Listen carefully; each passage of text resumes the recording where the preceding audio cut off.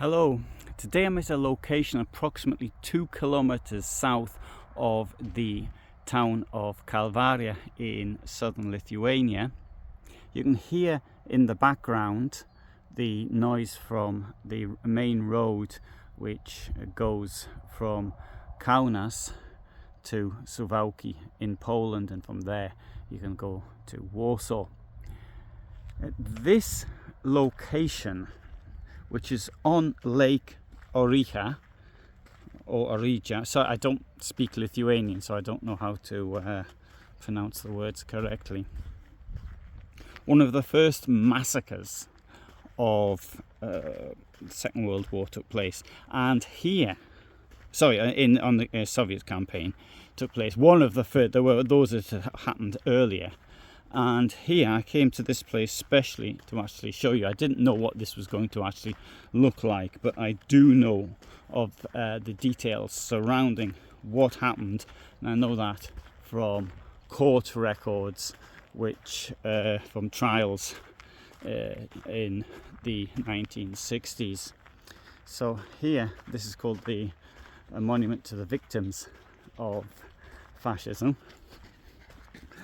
And I'm going to take you up here. This is a Soviet-style memorial, and I very much doubt that the land looked like this the time these killings took place. I'm unable to date trees. Unfortunately, I don't know how to do that, but to be quite honest, they don't look as though they're over 85 years old. I'll read you what the sign says, because fortunately the sign is in English. Memorial to the victims of fascism.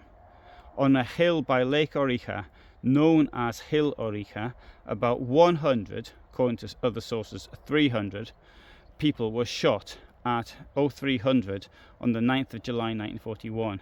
Here at the 7 pits dug, the bullets were met by the town's elder and his wife, the military chief of staff, slaughterhouse workers, carpenters, shoemakers, spinners, seamstresses, and others. So we know that this was the location. Huge amount of ants down here, so I'll try and avoid them.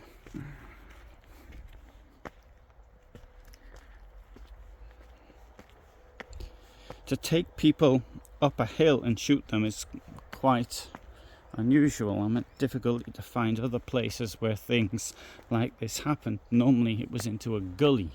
There may have been a good reason for it.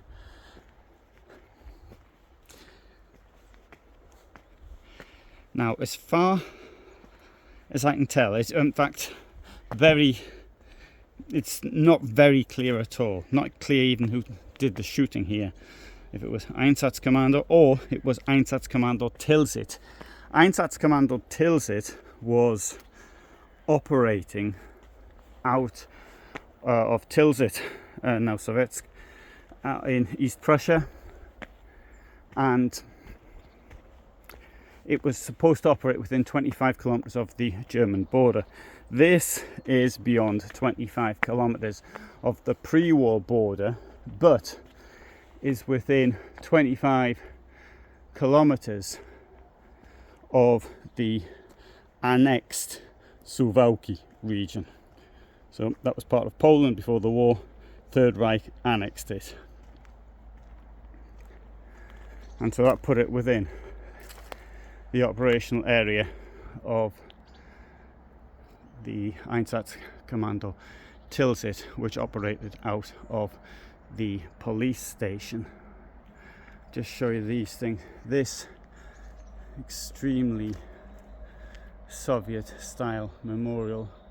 This, well, the cross certainly less so, but looking at it, I suspect it was all done during the time of the Soviet occupation.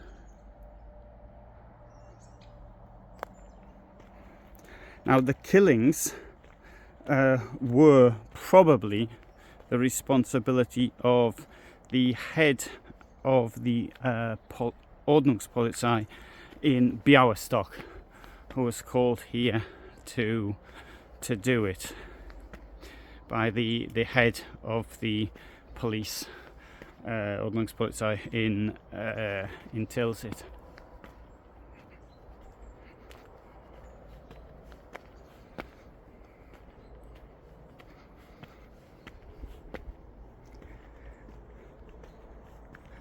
I think there was, I don't think I can see, there was once plaques on here, but because the Soviets lied so much about history to suit their own purposes, I've got a feeling that whatever was on here, it looks as though there was something here once, was removed. And down here you can see Lake Orija.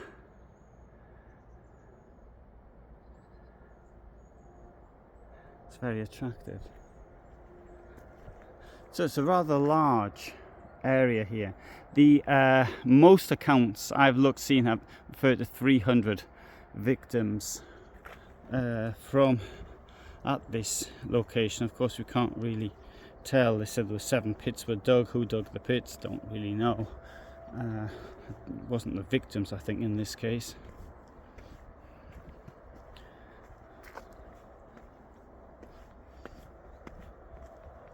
We do have some of the names on the memorial, but as always, it's very difficult to put everybody's name. There is this idea that in Poland, relating to the Holocaust, you either put everybody's name on or you put nobody's name on. That's why in Poland they go for using the first names of people, and that way they hope to actually encompass more. As we look at the names, though, here they are very Lithuanian.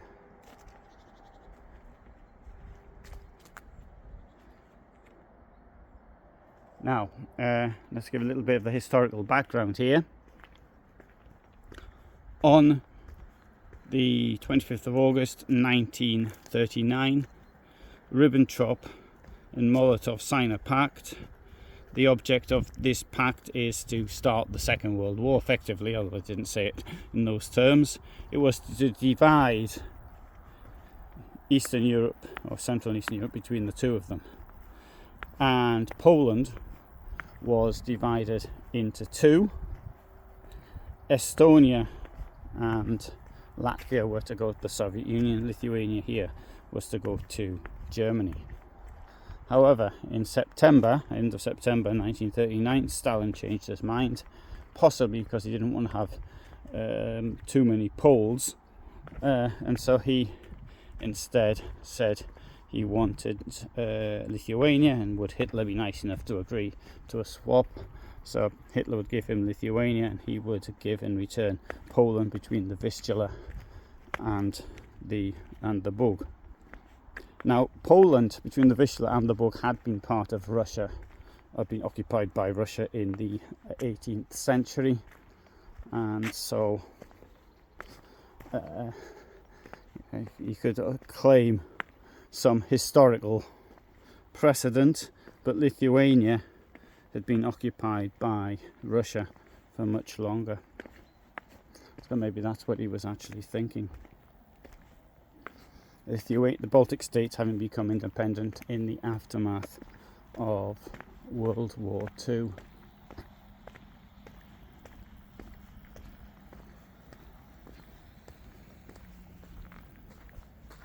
So, Lithuania was occupied by the Soviet Union.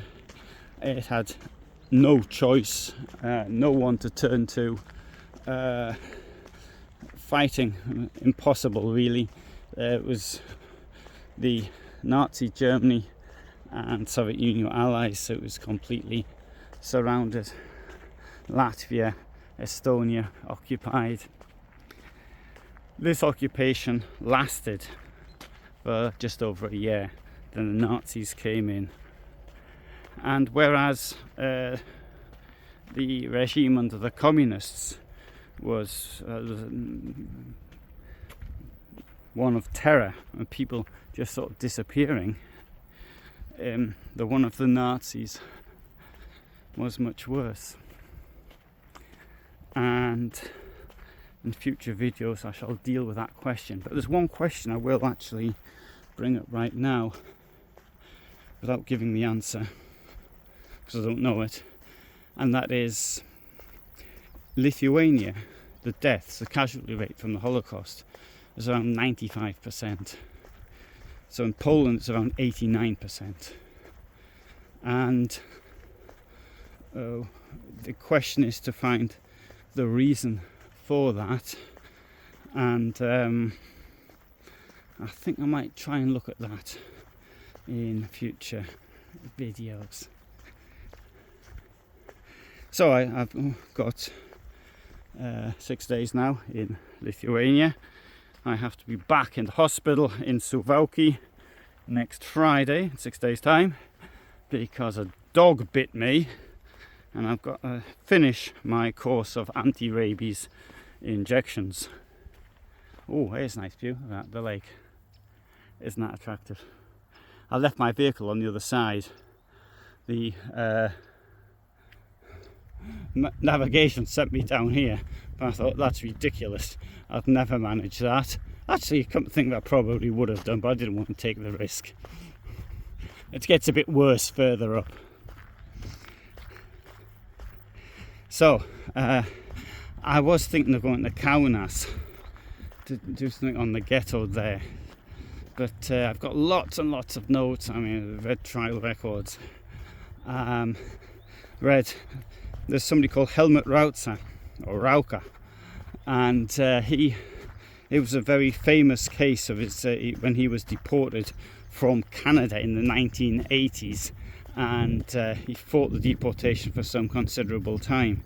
But Rauka got himself off to Canada thanks to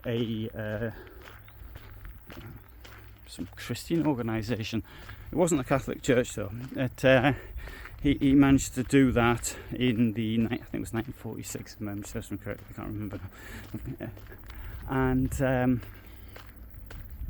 he was responsible for thousands of deaths, and in quite a brutal manner as well, in the Kaunas ghetto. Also, of course, we've got in Kaunas, we've got Fort 9. I've gone blank again. Fort 7 or Fort 9. Fort 7's in Poznan. Fort 9 in Kaunas, where people were murdered from large numbers of people, for example, from Germany above all, who were taken there and shot. And we have the Jaeger report, which gives us a great deal of detail on this subject. Einsatzgruppe A